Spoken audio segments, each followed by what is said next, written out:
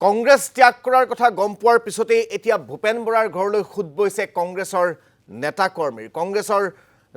যিগৰাকী প্ৰদেশ কংগ্ৰেছৰ সভাপতি গৌৰৱ গগৈ তেওঁ ইতিমধ্যে ভূপেন বৰাৰ ঘৰলৈ ৰাওনা হৈছে বুলি জানিব পৰা গৈছে ভূপেন বৰাৰ ঘৰত গৈ ইতিমধ্যে ৰাইজৰ দলৰ সভাপতি অখিল গগৈ তাৰ সমান্তৰালকৈ বিৰোধী দলপতি দেৱব্ৰত শইকীয়াকে ধৰি প্ৰাক্তন সাংসদ আব্দুল খালেককে ধৰি সকলোৱে তাত এইদৰে উপস্থিত হোৱা পৰিলক্ষিত হৈছে মই একেলগে তেওঁৰ লগত বিধায়ক আছো ব্যক্তিগতভাৱেও মোৰ বন্ধু তেওঁ কিবা কথাত পদত্যাগ পত্ৰ দিছে এটো হয় কিন্তু আমি সকলোৱে তেওঁক অনুৰোধ কৰি আছো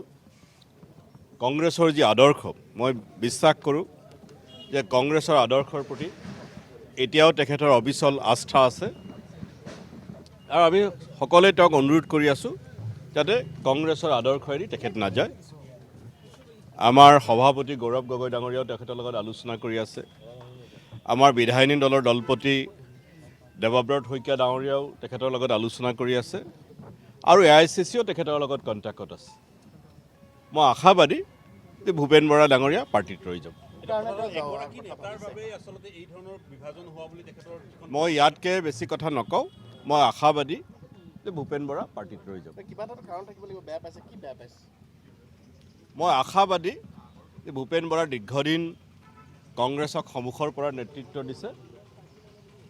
আৰু আলাপ আলোচনা চলি আছে মই বিশ্বাস কৰোঁ যে ভূপেন বৰা কংগ্ৰেছৰ আদৰ্শত ৰৈ যাব মই বিশ্বাস কৰোঁ যে ভূপেন বৰা কংগ্ৰেছত ৰৈ যাব